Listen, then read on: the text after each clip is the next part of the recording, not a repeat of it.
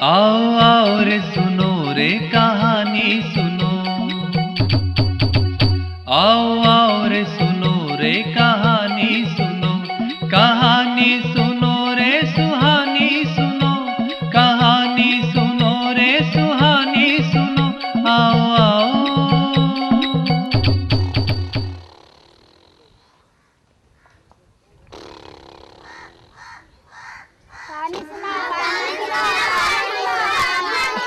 अरे बच्चों, तुम फिर आ गए।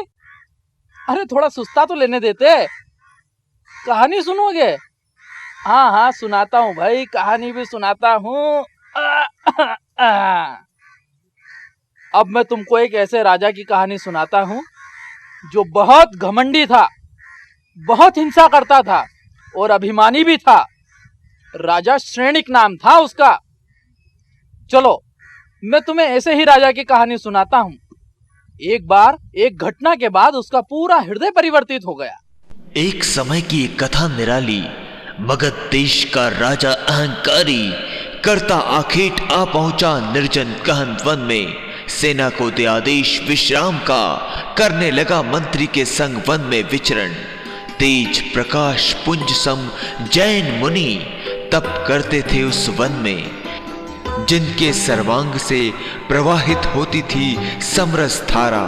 राजा निकट जा पहुंचा उनके। मंत्री जी, इस रमणीय वातावरण में सूर्य के समान प्रदीप्त, निश्चल, ध्यान में लीन, ये कोई सिद्ध महात्मा लगते हैं। कौन है ये?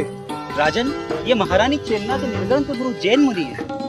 ओह, तो ये वो है गुरु रानी चेलना के, जिनके ज्ञान के अभिमान में रानी ने मेरे गुरुओं का अपमान किया था। आज उचित अवसर है प्रतिशोध लेने का।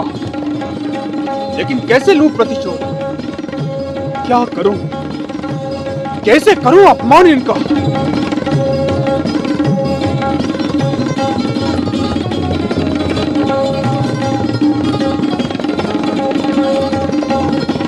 कैसे लूं प्रतिशोध? क्या करूं? कैसे करूं अपमान इनका? अरे ये सब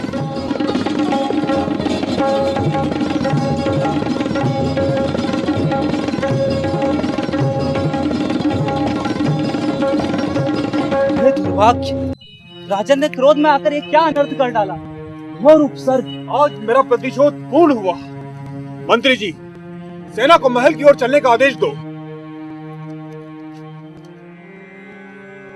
जानकर उपसर्ग अकारण करुणा मूर्ति मुनिराज ने उपयोग हटाया देह से, हुए अंतर ध्यान शुद्ध चिद्रूप में।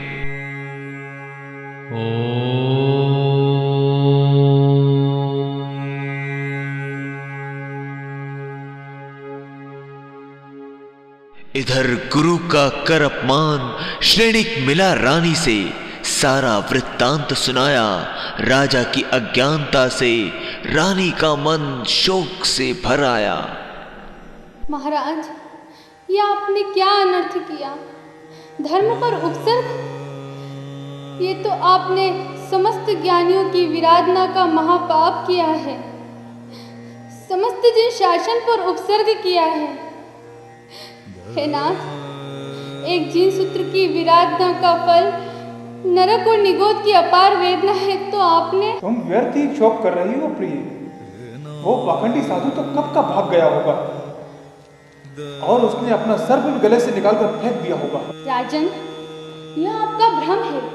यदि वे मेरे पवित्र गुरु होंगे तो वे उसी स्थान पर वैसे ही ध्यान मग्न रहेंगे। अचल सुमेरु चलायमान हो जाए, पृथ्वी आकाश एक हो जाए, सागर अपनी सीमा छोड़ दे, पर धीर वीर गंभीर मुनिराज उपसर्ग में भी अपनी साधना नहीं छोड़ सकते। क्षमा भूषण दिगंबर संत तो पृथ्वी के समान अचल, सागर के समान गंभीर, वायु के समान निष्परिग्रह, जल के समान स्वच्छ, आकाश के समान निर्लेप और मेघवत परोपकारी होते हैं। वे ही मेरे गुरु हैं, अन्य नहीं। स्वामी, ऐसे वीतराग मुनि पर उपसर्ग करके आपने व्यर्थ ही अपने को दुर्गति का पात्र बनाया है। सुनकर वचन रानी के श्रेणिक का मन भर आया। हुआ पश्चाताप करने पर अपनी तड़पने लगा मन प्रायश्चित को समक्ष दिगंबर मुनिराज के।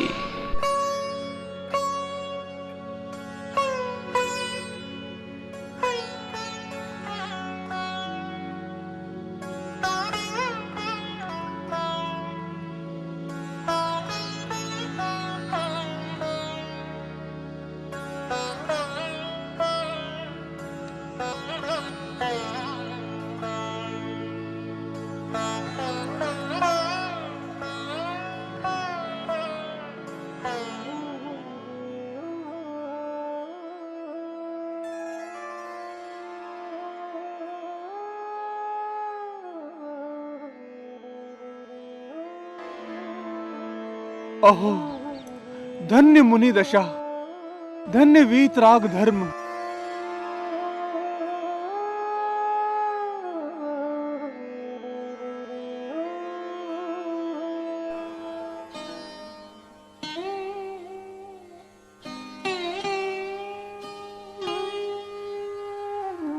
नमोस्तु,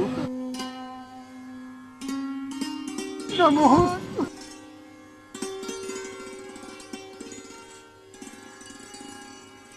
धर्म वृद्धि दोनों को एक सा आशीर्वाद। ओहो, धन्य है वीतराग संतों की अद्भुत क्षमा। हे मुनिराज, हमें धर्म संबोधन दीजिए। राजन, ये प्राणी मिथ्यात्व के वश होकर अनंत काल से अनंत भव चक्रों में परिभ्रमण करता हुआ अपार दुख भोग रहा है। भाग्यवश चिंतामणि तुल्य ये मनुष्य पर्याय और उत्तम कुल मिला है। राजन, अब उत्तम अवसर आया है। जीवन क्षण भंगुर है, इसीलिए हे राजन, रत्न त्रय धर्म धारण करो। भगवान आत्मा त्रिकाल मुक्त है, उसके आश्रय से धर्म और आनंद प्रकट होता है।